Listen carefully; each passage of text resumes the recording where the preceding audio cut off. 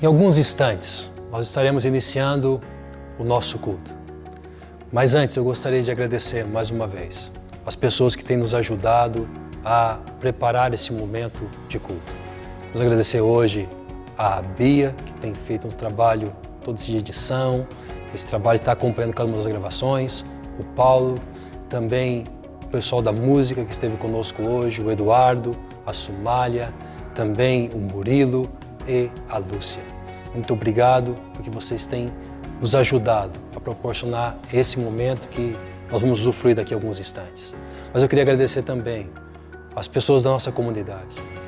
Como tem sido bom perceber que há um cuidado mútuo acontecendo em nossa comunidade. Pessoas se ligando, pessoas estando atento a necessidades. Que Deus continue nos preservando assim. Que você possa estar atento à necessidade que acontece perto de você. E você que está enfrentando desafios, não hesite em procurar ajuda, em procurar alguém. Nós da equipe pastoral estamos disponíveis, mas há pessoas na comunidade, talvez estão mais próximas de você, você pode procurá-las, elas também estão atentas a cuidar e a caminhar com você. Agora, você pode ficar conosco no culto. Como nós dissemos semana passada, não faça desse tempo um tempo de assistir um culto, mas participe conosco, ore conosco, cante conosco, reflita conosco aí na sua casa, junto com a sua família. Que Deus continue te abençoando.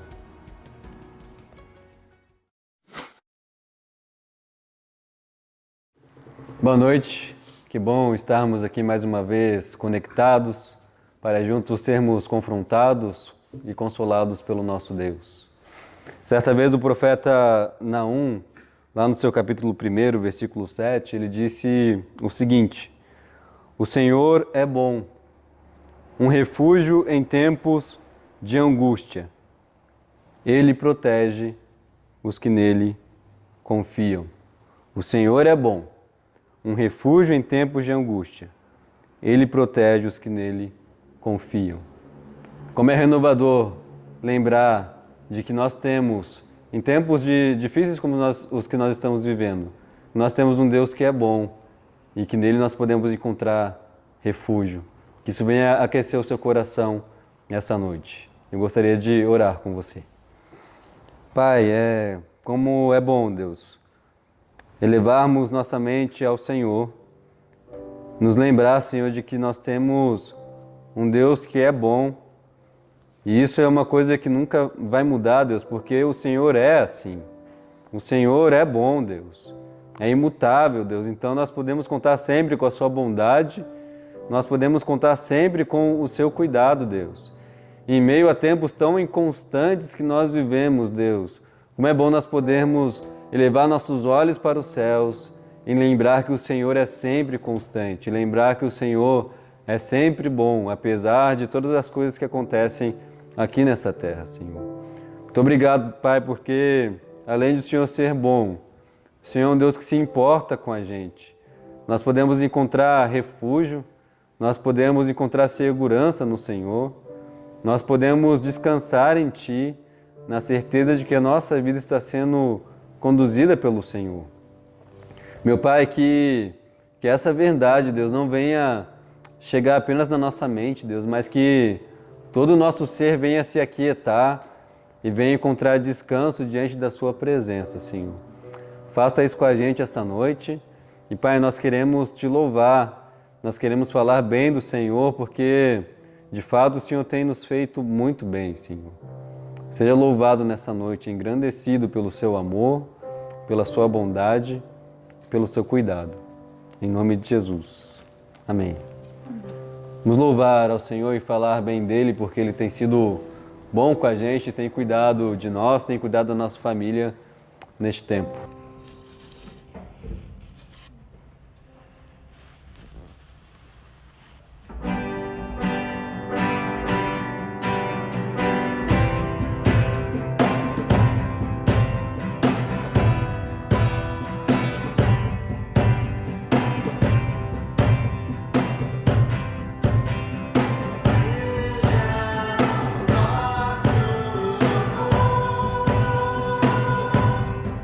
Nosso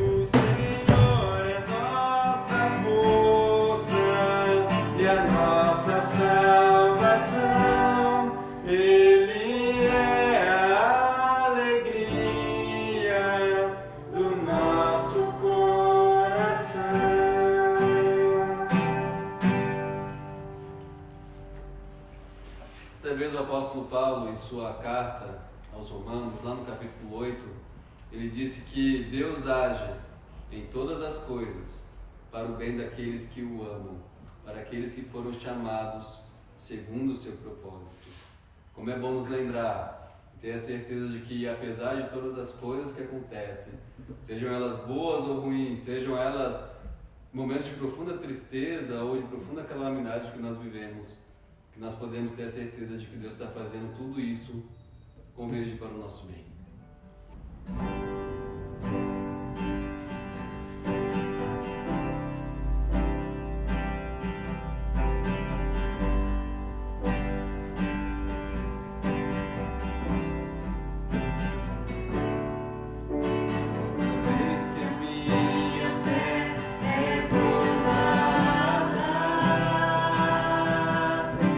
Me das a chance de crescer um pouco mais.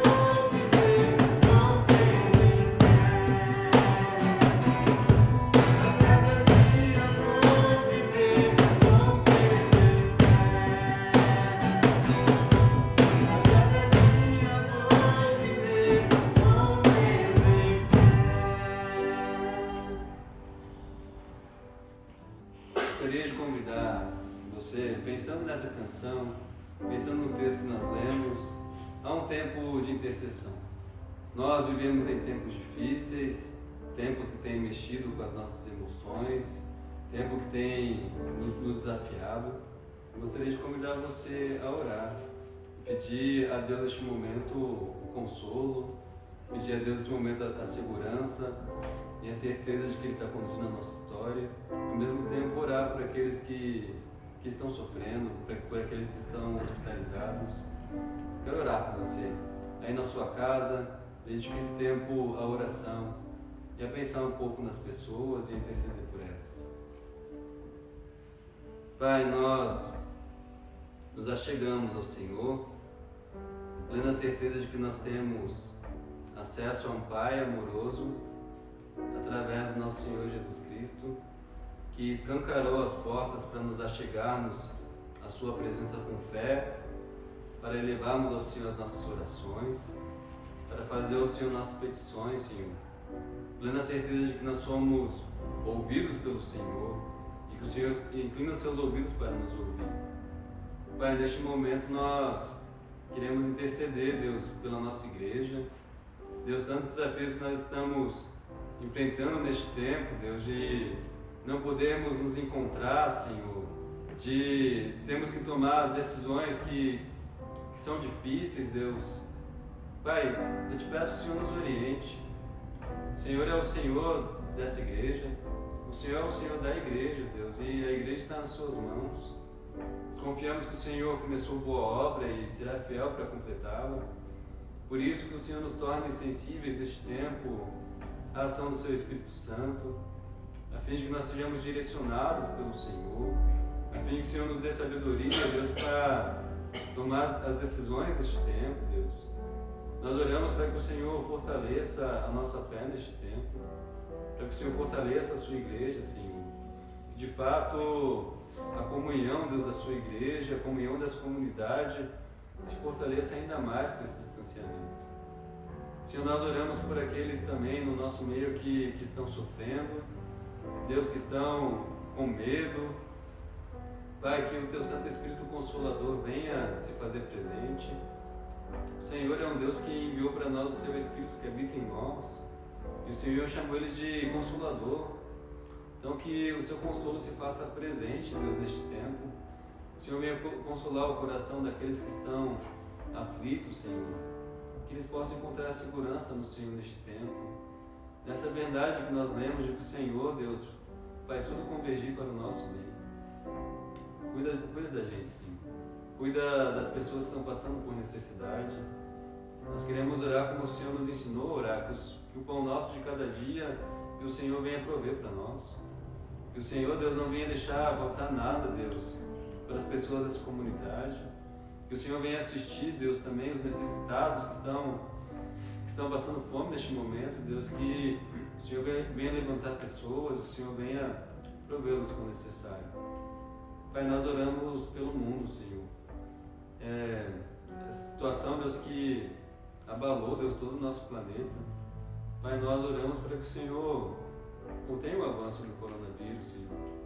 Que o Senhor contenha o avanço dessa pandemia, Deus. Tem mexido, Deus, com tantas pessoas. Tem mexido, Deus, com o nosso país. Tem mexido com os ânimos de tanta gente. Senhor, nós oramos pela Tua ação. Nós não podemos deixar de orar por isso, Deus. Nós queremos, Deus, que de fato o Senhor intervenha neste momento, mas que o Senhor em tudo isso venha estar revelando a Sua vontade, estar revelando a Sua bondade.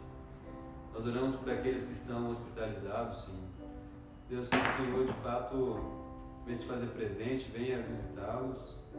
Nós oramos pela cura das pessoas, Senhor. Nós oramos pelos familiares, Deus, que estão em desespero neste momento. De certa forma, eles possam sentir a Sua presença e a Sua boa mão nesse momento, Senhor. Em nome do Seu Filho amado Jesus, que nós oramos. Amém.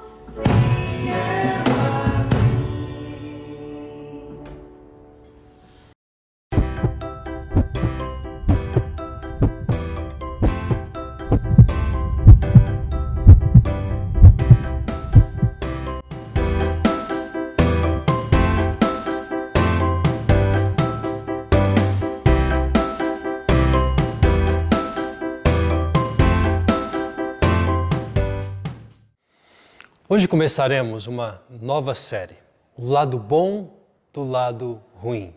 E conversaremos sobre o lado bom da tristeza. Mas antes de começar, ou já começando a conversa, eu preciso lembrá-los que há três afirmações que um verdadeiro cristão não pode negar. Por mais difícil que esteja uma situação, por mais ruim que algo possa estar, essas três afirmações não podem ser negadas por nenhum cristão. A primeira delas é: Deus é todo bondoso. Segunda afirmação que nenhum cristão pode negar, por mais ruim que esteja uma situação, é: Deus é todo poderoso. A terceira afirmação que nenhum cristão pode negar, ainda que as situações estejam difíceis: o mal existe. Deus é todo bondoso, Deus é todo poderoso e o mal existe. De acordo com o teólogo Herman Bavinck, o problema do mal é a cruz mais pesada que um cristão tem que carregar por toda a sua vida. Ele escreveu assim: a origem do mal é um mistério. O mal não veio de Deus e, ao mesmo tempo, não está excluído do seu conselho. Depois da questão da própria existência, a questão da origem do mal é o maior enigma da vida e a cruz mais pesada que o intelecto tem que carregar. É por esta razão que durante toda a série não entraremos na questão da origem do mal, na questão da origem ou do porquê do lado ruim.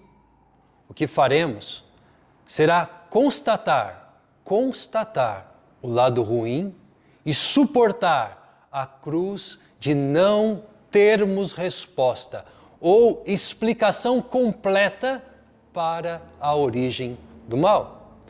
A origem do mal é, para nós, um mistério, como disse o Bavinck. O que não significa que seja algo irracional, desprovido de lógica. Significa apenas que nossa mente não consegue dar resposta ou explicação completa para a questão da origem do mal. Tendo dito isto, nós vamos à leitura de 2 Coríntios, capítulo 7, e leremos o verso 8, 9 e 10, para refletir sobre o lado bom da tristeza. Acompanhe comigo a leitura do texto. Mesmo que a minha carta lhes tenha causado tristeza, não me arrependo. É verdade que a princípio me arrependi, pois percebi que a minha carta os entristeceu, ainda que por pouco tempo. Agora, porém, me alegro, não porque vocês foram entristecidos, mas porque a tristeza os levou ao arrependimento.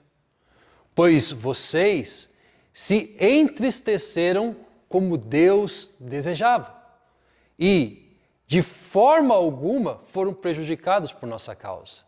A tristeza, segundo Deus, produz um arrependimento que leva à salvação e não remorso. Mas a tristeza, segundo o mundo, produz morte. Antes de prosseguir, quero deixar claro que a tristeza em geral não é o lado bom da vida. A tristeza, de maneira geral, não é o lado bom da vida. A tristeza é o lado ruim e não o lado bom. Tristeza não é algo a se buscar, algo que se deva desejar ou cultivar na vida. Mas, segundo a sabedoria bíblica, há um lado bom deste lado ruim chamado tristeza. Segundo a sabedoria bíblica, há uma tristeza boa, que é a tristeza do arrependimento. Os estudiosos concordam que o apóstolo Paulo escreveu à igreja de Corinto mais do que 2 cartas. Ele teria escrito pelo menos 4 cartas, sendo que a primeira e a terceira carta se perderam, restando apenas a segunda e a quarta carta, que chamamos de 1 Coríntios e 2 Coríntios. A terceira carta é denominada pelos estudiosos, é chamada pelos estudiosos de carta severa. E, embora não tenhamos acesso ao seu conteúdo, podemos concluir, à luz do contexto de 2 Coríntios, que se tratava de uma carta corretiva, que causou tristeza tanto à igreja como causou tristeza ao apóstolo Paulo, que redigiu, que escreveu esta carta. Como está no verso 8, nós encontramos quando o texto diz: mesmo que a minha carta lhes tenha causado tristeza, não me arrependo. É verdade que a princípio me arrependi, mas percebi que a minha carta os entristeceu, pois percebi que a minha carta os entristeceu, ainda que por pouco tempo. Agora, porém, me alegro. Paulo tem consciência de que sua carta causou tristeza, tendo ele mesmo se entristecido por escrevê-la, o que nós podemos concluir por inferência da expressão agora, porém, me alegro.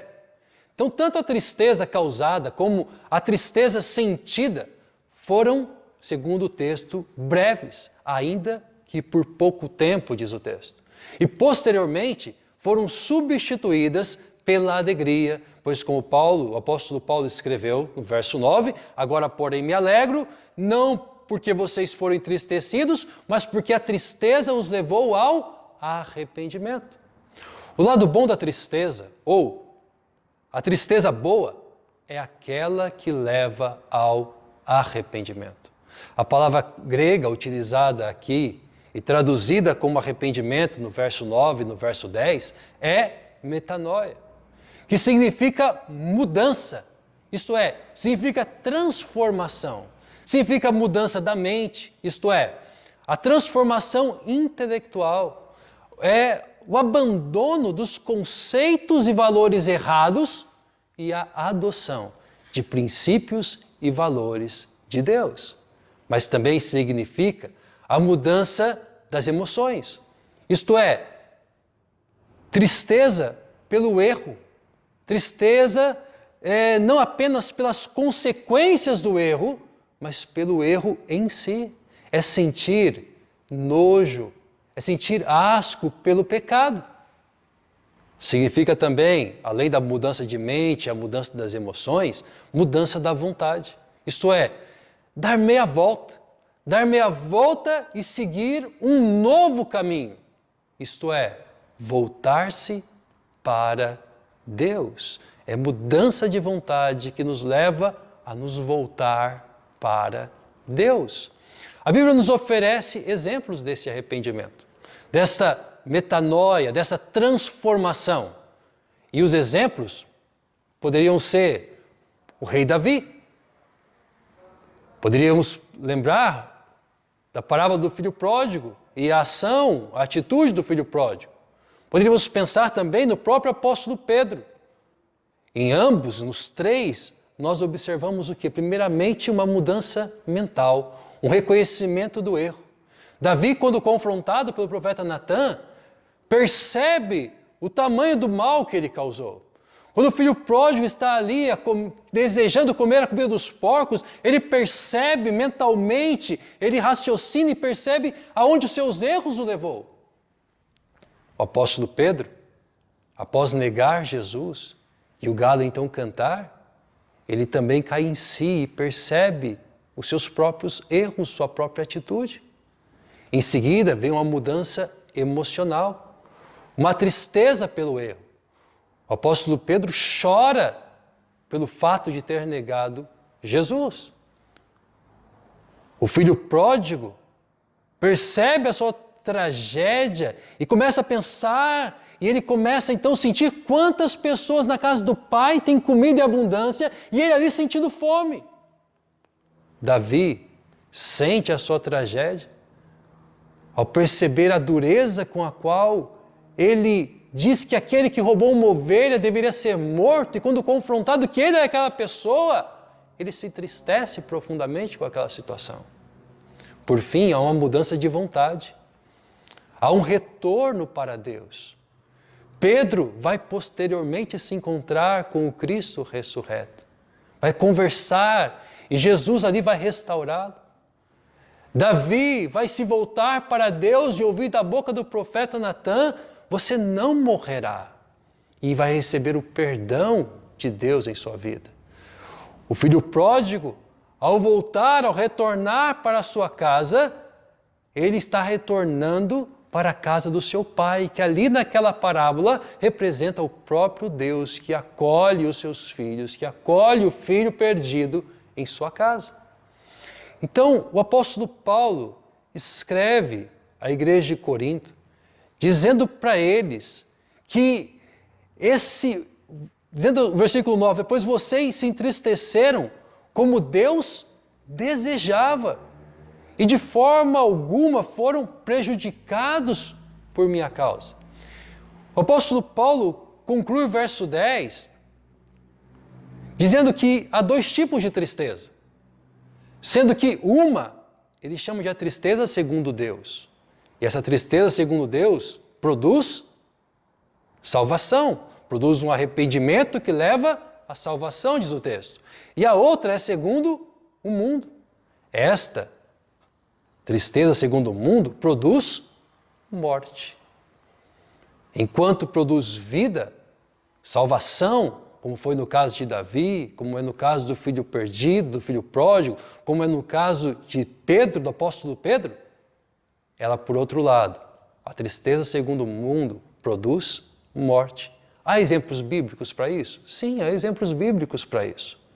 Essa tristeza que produz morte, talvez dois que nós possamos lembrar com mais facilidade, é Esaú, no Antigo Testamento, irmão de Jacó, e Judas Iscariotes, que foi aquele que traiu Jesus.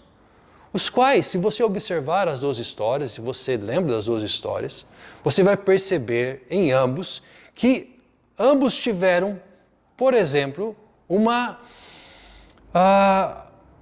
mudança de mente. Perceberam o seu erro. Judas quis devolver as moedas. Esaú tentou, de alguma forma, recuperar aquilo que havia perdido, seu direito de primogenitura, a bênção do seu pai. Eles tiveram uma mudança nas emoções. Ambos se entristeceram com o que fizeram. Porém, nenhum dos dois experimentou uma mudança de vontade. Isso é, nenhum dos dois se voltou para Deus. Cada qual à sua maneira. Tomaram caminhos que não os levaram de volta a Deus. E, consequentemente, você conhece a história que Judas se suicidou, que Judas tirou a própria vida, tão insuportável foi aquela situação. E Esaú, então, no Antigo Testamento, quando você lê a história do povo de Israel, dos descendentes de Abraão, a sua história vai se diluindo, enquanto a história de seu irmão Jacó ocupa espaço central na construção desse povo. Então, conforme nós observamos no texto, há duas tristezas. A tristeza segundo Deus e a tristeza segundo o mundo. E agora eu queria convidar você a transpormos as verdades bíblicas do texto sagrado e da história onde elas estão para os nossos dias. E verificar como elas se aplicam à nossa realidade de pandemia, à nossa realidade de Covid-19, à nossa realidade atual de isolamento social. Então, primeiramente, à luz do que afirmamos lá na introdução, de que Deus é todo bondoso, à luz da afirmação de que Deus é todo poderoso, à luz da afirmação de que o mal existe, nós precisamos entender que não há resposta ou explicação completa para a origem deste mal que nos afeta. Eu vou repetir, não há resposta ou explicação completa para a origem deste mal que nos afeta. Nas Escrituras Sagradas, não conseguimos explicar de forma completa a origem do mal. Em especial, quando nós estamos falando sobre o mal natural, isto é, as catástrofes naturais, as epidemias como essa que nós estamos enfrentando. Esta é, na linguagem do Bavinck, a cruz mais pesada que o cristão tem que carregar. Pois ele não pode, nós como cristãos não podemos abrir mão de nenhuma das três afirmações, de que Deus é todo bondoso, de que Deus é todo poderoso e de que o mal existe. Então deixa eu falar algo ao seu coração, ao coração dos que são seguidores de Jesus. Pare de tentar explicar a origem do mal, que a própria palavra não apresenta resposta ou explicação completa. Atenha-se a afirmar apenas o que a Bíblia afirma repetidas vezes. E ela afirma repetidas vezes: Deus é todo bondoso. Deus é todo poderoso. Deus não, ou melhor dizendo, o mal existe. Estas são as três afirmações que nós deveríamos repetir ao invés de tentar explicar a origem de todo esse mal. Em segundo lugar, em meio ao isolamento social, há pessoas sofrendo, há pessoas entristecidas, e eu já vou falar sobre elas. Mas, em meio ao isolamento social, perceba que eu não estou falando das mortes, ok? Eu não estou falando em meio às mortes que estão acontecendo, das perdas que estão acontecendo, mas em meio ao isolamento social em si, há quem não tenha grandes razões para se entristecer. Pode parecer estranho, mas o aplicativo Netflix teve um aumento de 60% em downloads na Itália, de 30% na Espanha. A Amazon cresceu 101% na Itália. A indústria do álcool em gel e dos produtos hospitalares não conseguem produzir tudo o que poderiam estar vendendo. Pessoas exploradas em jornadas desumanas de trabalho, superiores a 8, 10, 12 horas diárias, estão nesse exato momento tendo alívio dessa exploração desumana que sofrem dioturnamente. Crianças que há muito tempo não tinham seus pais em casa, agora os têm 24 horas por dia, 7 dias na semana. Em terceiro lugar, há sim uma grande quantidade de pessoas entristecidas. E a pergunta é esta: existe um lado bom para todas as diferentes tristezas? Sinceramente, eu acredito que não. Por isso, você precisa se fazer a seguinte pergunta. A pergunta é esta: por que da sua tristeza? Por que da sua tristeza? Lembre-se do que o apóstolo Paulo escreveu em sua carta à igreja de Corinto. Ele disse: me alegro, não porque vocês foram entristecidos, mas porque a tristeza os levou ao arrependimento, a transformação mental, a transformação emocional e a transformação das vontades. A carta severa que Paulo escreveu àquela igreja denunciou um ídolo, denunciou algo que estava ocupando o lugar de Deus na vida daquela comunidade. No caso da igreja de Corinto, era a dificuldade que eles estavam apresentando de ter que confrontar um membro daquela comunidade que estava agindo de forma equivocada. Ao invés de submeter à vontade de Deus, eles estavam talvez constrangidos, talvez receosos de tomar uma atitude e confrontar aquele que no meio daquela comunidade estava tendo uma atitude equivocada. Talvez a sua tristeza com o confinamento, com esse isolamento social em sua casa, não esteja ligado à mesma questão da igreja de Corinto, mas talvez esteja ligado à sua dificuldade de confrontar a postura do seu cônjuge, a postura dos seus filhos, ou talvez a sua dificuldade de ser confrontado como marido, como pai, como mãe, como filho, filha, devido ao orgulho do seu coração.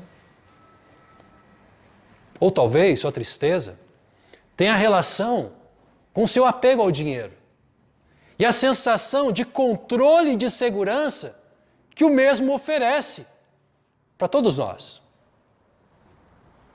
Então talvez sua tristeza é: não estou ganhando dinheiro. E a razão é que o dinheiro nos dá segurança. O dinheiro nos dá controle, sensação de controle.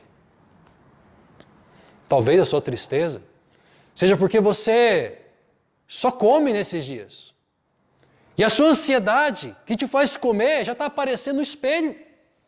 Assim como a sua falta do culto diário prestado ao seu próprio corpo. Com tratamentos estéticos, com academia, e de repente você está altamente triste ao perceber que a beleza já não é mais aquela de outrora. Talvez a tristeza que você sente agora, nesse período de isolamento, seja porque a família já não era mais prioridade já faz algum tempo. Porque a família talvez se transformou numa convenção social que te empresta o status de bom moço, boa moça, homem e mulher respeitável. Talvez sua tristeza seja por causa da falta de produtividade. Produtividade é sobre a qual você construiu o sentido da sua vida, sobre a qual você construiu a sua identidade, e agora você não consegue estar tão altamente produtivo como antes. Talvez sua tristeza venha pela percepção de que a família está um caos, que não existe cumplicidade, que você não consegue mais identificar nada que seja algo comum dentro do seu próprio lar, com aqueles que você denomina sua família. Se alguma destas é a razão da sua tristeza, ou se todas elas é a razão da sua tristeza, nesses dias de isolamento social, eu posso te afirmar com absoluta certeza: tem um lado bom dessa tristeza. E o lado bom se resume a uma palavra, e essa palavra é arrependimento, metanoia, mudança, transformação. Não despreze essa tristeza. Ela gerou mudanças na vida de seguidores de Jesus lá no primeiro século. E pode gerar mudanças na sua vida, pode gerar mudanças na sua família. Apesar da palavra de Deus não nos oferecer resposta e explicação completa para a origem do mal, especialmente do mal natural, como é o caso das epidemias, ela oferece, primeiro, guarde isso no teu coração, primeiro, ela oferece tristeza como caminho para o arrependimento.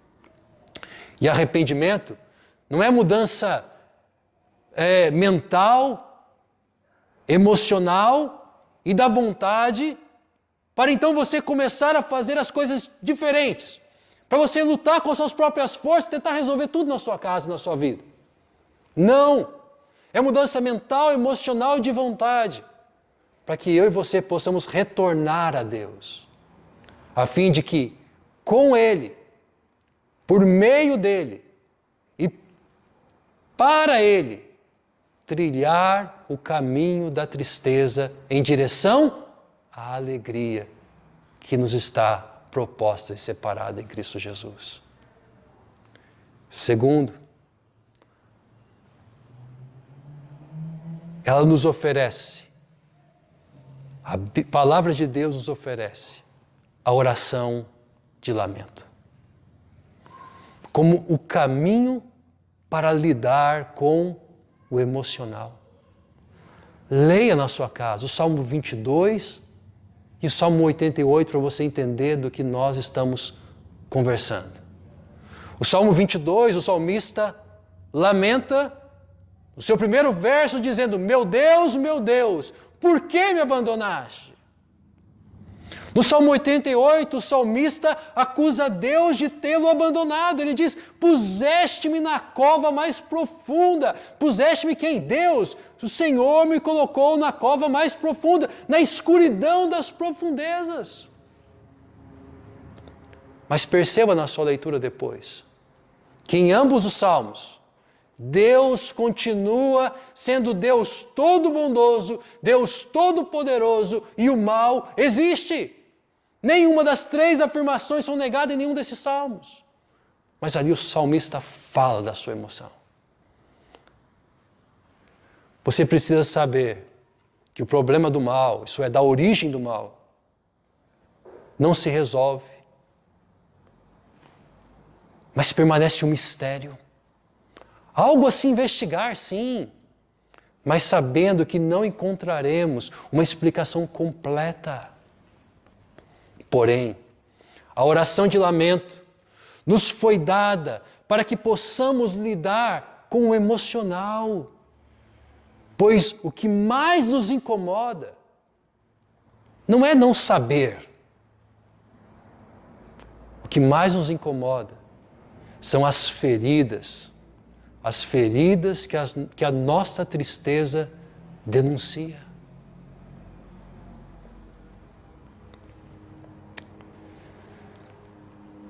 Concluindo, depois de refletir em tudo isso que nós acabamos de expor,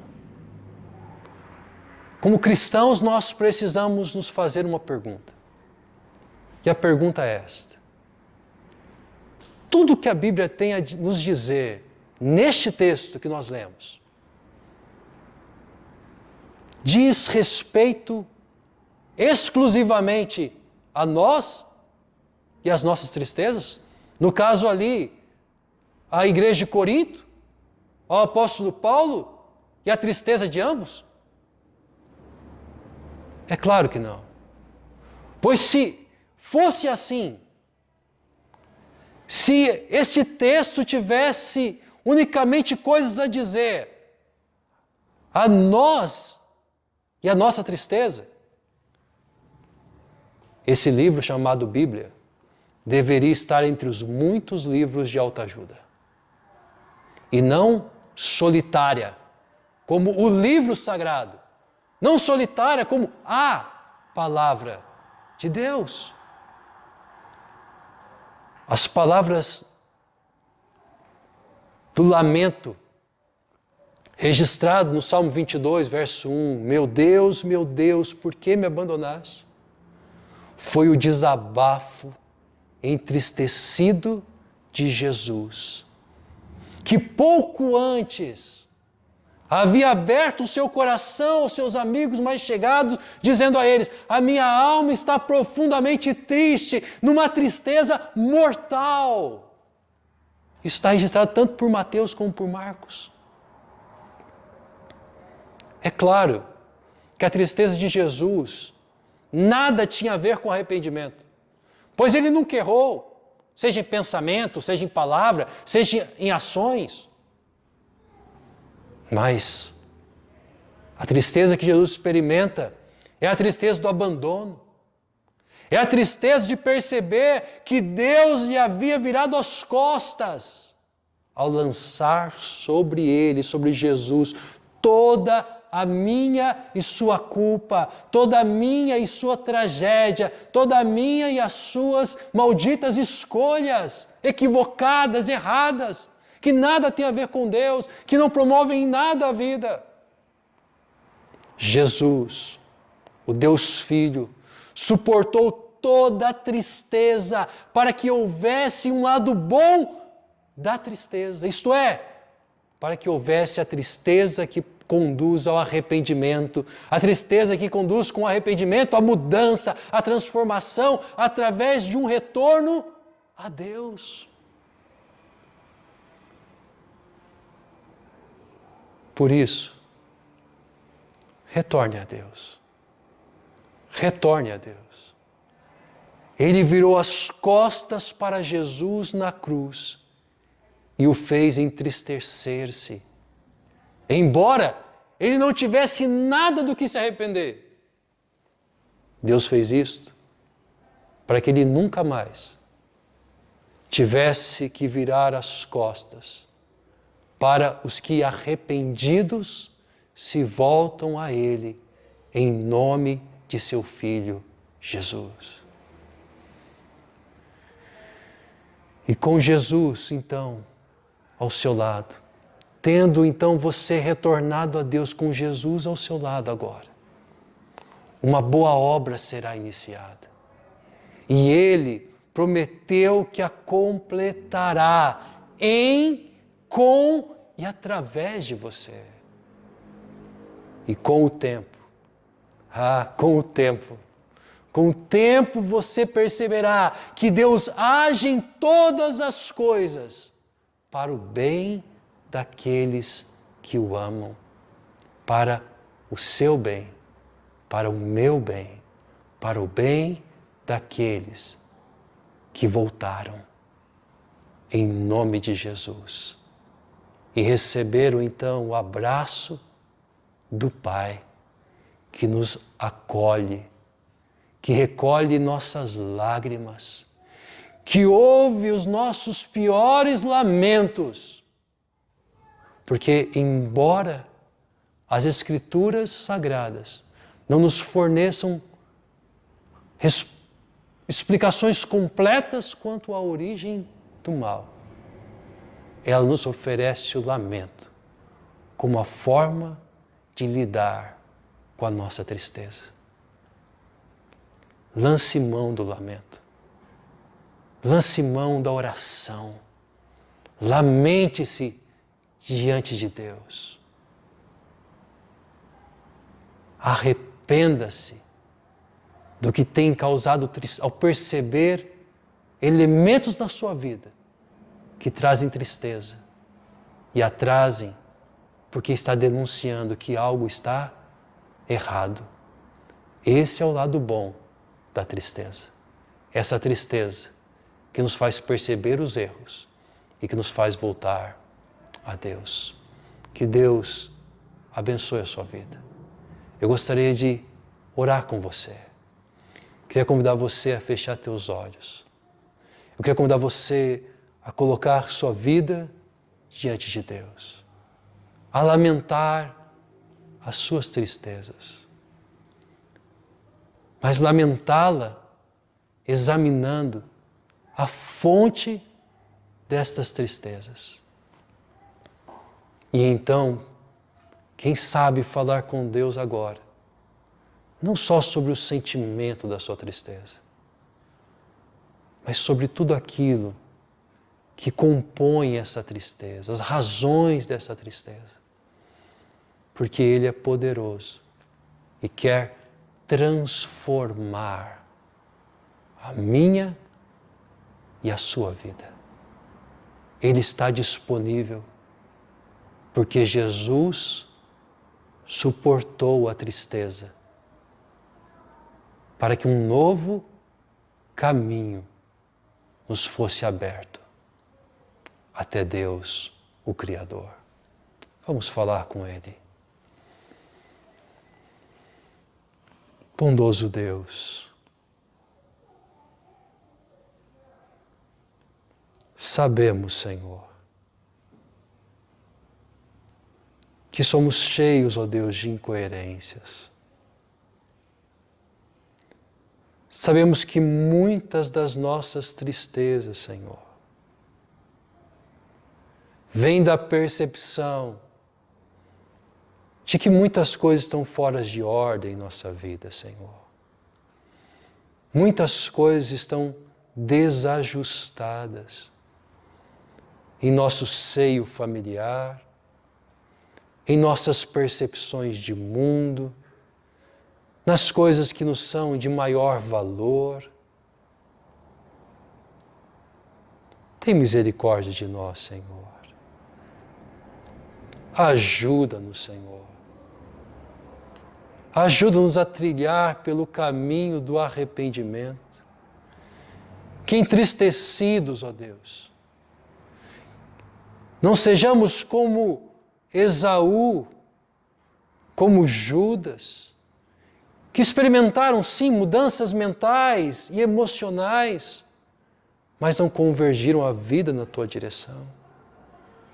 Mas que sejamos, ó Deus, como Davi, como o filho perdido da parábola do filho pródigo.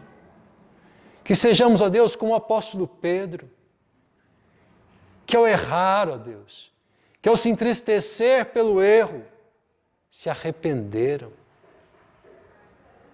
Mudaram a sua mente, mudaram-se as suas emoções, mudaram-se as suas vontades e as suas vidas se convergiram na tua direção.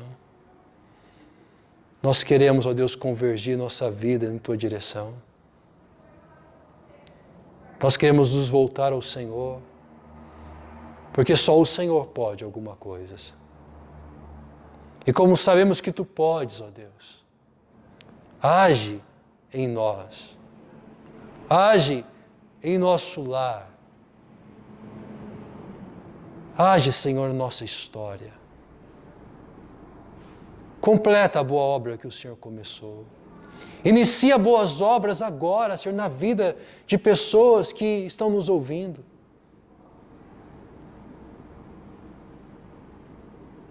Para que possam experimentar a alegria de saber que não há nada mais que nos desabone, mas em Cristo e por causa do que Ele fez em nosso lugar, suportando a cruz,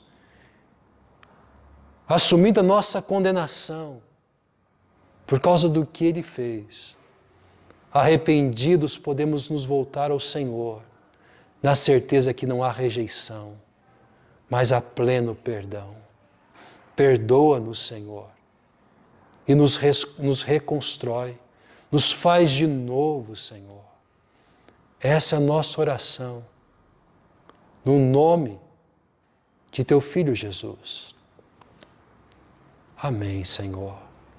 Quanto ao mais, que o amor de Deus, o Pai, que a graça salvadora de Jesus Cristo, nosso Senhor, que o consolo, que o ânimo, que a sabedoria do Espírito repouse sobre a tua vida, sobre todo o povo de Deus, hoje e por todo sempre.